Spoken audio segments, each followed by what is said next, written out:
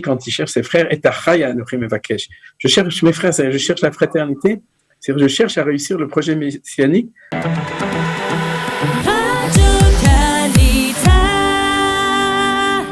Et comme chaque vendredi, nous allons jeter un coup d'œil sur la parashat Hashavua. Et pour ce faire, nous sommes ce matin heureux d'être avec le Rav Menachem Ackerman. Rav Ackerman, bonjour.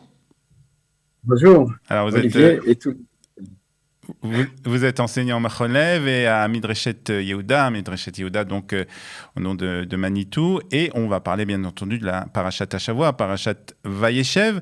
Alors, de quoi d'abord parle-t-on dans cette paracha? Quel est le sujet principal, on va dire? Le sujet principal, on peut dire, c'est en gros, c'est l'histoire des Béné Israël, les enfants d'Israël. C'est-à-dire que l'histoire des patriarches, Abraham, Yitzhak, Yaakov, s'est terminée la semaine dernière, dans la paracha de la semaine dernière, Vayishlach. Et maintenant, on passe à l'histoire des enfants, qui, dans ce cas-là, sont les 12 tribus, depuis le premier Reuven jusqu'au dernier Binyamin. Et en fin de compte, dès que les enfants d'Israël sont en scène, sont là, alors on rencontre une très grave, on pourrait dire plus qu'une dispute, une rencontre extrêmement grave, puisque c'est cette semaine qu'on nous raconte l'histoire de Yosef par rapport à ses frères et la volonté des frères de Yosef, tout d'abord de tuer Yosef, ensuite de le jeter dans un puits et en fin de compte de le vendre à une caravane d'Ismaélites qui va l'amener en Égypte. Alors ça, c'est pour l'histoire. On va essayer de rentrer un peu dans la signification de cette histoire. Et en fait, on voit que l'opposition est entre on va dire les 11 frères et Yosef, en fait. Entre eux, les 11 frères s'entendent plus ou moins bien, on va dire. Alors ça, c'est un petit peu une erreur d'optique. Disons que dans la lecture immédiate, tu as tout à fait raison, mais dans une lecture plus approfondie des choses, c'est pas du tout comme ça, parce que d'abord, même au niveau simple, il y a marqué dans un des premiers versets que Yosef s'entendait très bien avec les fils des servantes. Or, il y a 4 fils de servantes. Si tu rajoutes Binyamin, qui est son petit frère, qui s'entend bien, on a en fin de compte 2 coalitions, 50%, 50%, comme en Israël, à gauche et à droite. C'est-à-dire qu'il y a les 6 fils de Léa contre Yosef et sa coalition, et c'est beaucoup plus profond que ça. C'est-à-dire que nos sages, maintenant bien entendu, comme tu sais, vous le savez, j'aime beaucoup, je suis l'élève de Manitou, j'aime beaucoup citer Manitou, et dans cette vision de Manitou de Rav Kook, on voit là les 2 grandes forces dans le peuple juif qui sont en gros, au niveau du paradigme, c'est les enfants de Léa et les enfants de Rachel. C'est-à-dire l'identité, quand on parle d'identité, c'est l'identité Léa en face de l'identité Rachel, quand les 2 chefs de file sont Yehuda d'un côté, du côté de Léa, et Rachel de l'autre côté, du côté de Yosef, pardon, du côté de Rachel. Et alors, on va dire la tension la plus grande quand même, c'est celle qu'il y a entre Yosef et Yehuda. Oui. C'est pour ça qu'on voit dans cette paracha aussi l'histoire personnelle de Yehuda, quand il rencontre Tamar, et ensuite l'histoire de Yosef, quand il arrive en Égypte avec la femme de Poutifar et tout. Maintenant, bien entendu, je crois que le point essentiel, c'est que quand on lit les choses a priori, on dit, c'est quoi cette histoire du peuple juif qui est tellement violente, avec une telle haine, etc. Et je crois qu'il faut toujours s'élever bien au-dessus du rat des pâquerettes, on dirait, pour pouvoir vraiment comprendre ce que la Torah. Parce qu'il faut toujours se souvenir, si la Torah, c'est le best-seller du monde, et qu'on la lit chaque année, c'est qu'elle a un message. C'est pas une petite histoire, c'est pas l'aventure, c'est pas un roman. C'est un enseignement très profond. Ouais, en fait, c'est pas une histoire de famille comme on pourrait imaginer des histoires de famille entre frères. Il y a derrière ça un véritable message, plusieurs messages peut-être. Alors, est-ce qu'on peut essayer de comprendre quels sont les messages ou le message principal de cette opposition entre Yosef et ses frères? Alors, tout d'abord, le point essentiel, c'est que justement, l'identité de chacun est tellement forte et tellement claire pour lui c'est ce qui explique cette incompréhension. C'est-à-dire que l'étonnement du père, l'étonnement des frères de Yosef qui se vient et qui raconte ses rêves, en fait, d'être roi, et que tout le monde se prosterne devant lui, l'étonnement, pourquoi tu dis ça? Mais parce que Yosef ne peut pas autrement, parce qu'il représente un message essentiel et qu'il pense qu'il est le message unique pour faire réussir le projet de l'humanité. En fin de compte, on parle de projet messianique. C'est pour ça que en fin de compte, il y aura deux Messies, Mashiach ben Yosef, celui qui descend de Yosef, et Mashiach ben David qui vient de Yehuda. Et maintenant, je vais en quelques mots essayer, peut-être d'après Manitou et d'après Rav Kook, d'expliquer quelle est cette chose-là. C'est-à-dire que la réussite de l'humanité, c'est une réussite de la synthèse et la symbiose, et on pourrait dire aussi la fraternité entre le côté matériel et le côté spirituel. Nous sommes nous-mêmes faits, l'homme est le seul être dans le monde qui n'est pas un être pensant, mais un être qui est une harmonie, ou qui doit être une harmonie entre une neshama et un gouffre, entre une âme et un corps, et qui doit réussir ce projet. Eh bien, au niveau du peuple juif, ça s'est fait dans le fait que Yehuda va avoir la vocation spirituelle, ainsi que ses frères, et par exemple Lévi, et que Yosef va recevoir la vocation matérielle dans le monde. Et comme chacun sait, chacun est lié avec la divinité, c'est-à-dire avec le projet divin, mais chacun pense que la Géoula, c'est-à-dire que la rédemption du monde va venir par son projet personnel, donc il n'arrive pas à comprendre le projet de l'autre tant qu'on n'est pas arrivé à la réussite, c'est ce qu'on appelle justement ce projet de fraternité. Par exemple, il y a un très bel enseignement de Manitou qui dit pourquoi est-ce que pendant ces 22 ans, Yosef n'a jamais écrit de lettre à son père pour dire je suis là, je suis roi en Égypte, etc., vice-roi d'Égypte. Il dit parce que son père de la part... C'était un peu cruel de sa part, hein. C'était un peu cruel quand même de sa part. Voilà. Et bon, c'est le sujet de la semaine prochaine, mais on va déjà empiéter.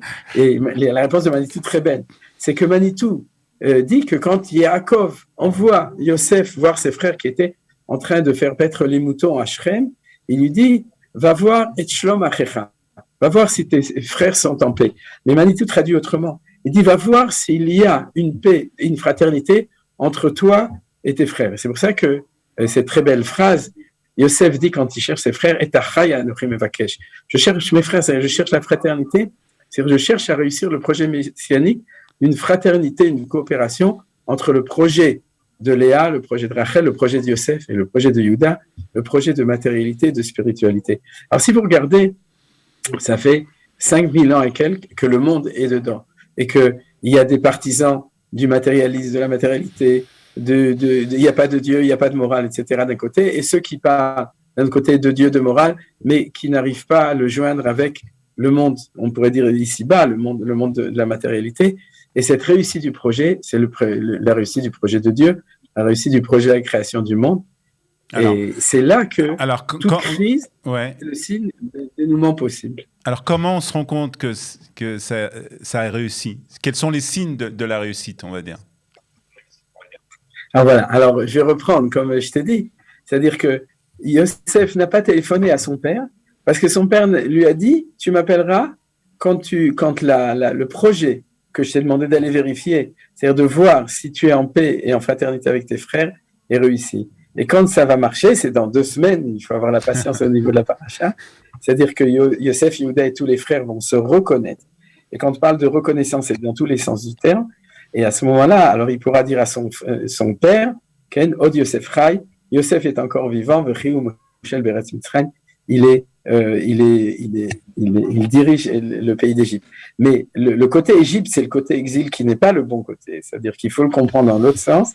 Od Yosef Chai, c'est-à-dire que dans le temps de la Géoula, du retour en Israël, alors il y a une promesse que si ça réussit au niveau typologique, au niveau des patriarches, c'est-à-dire entre Yosef et ses frères, alors le jour viendra où ça réussira aussi au niveau du projet du peuple juif à l'intérieur et par rapport à l'humanité entière. Et aujourd'hui, le message pour aujourd'hui, ça veut dire qu'on a encore beaucoup de choses à faire pour arriver à cette synthèse? Oui, absolument.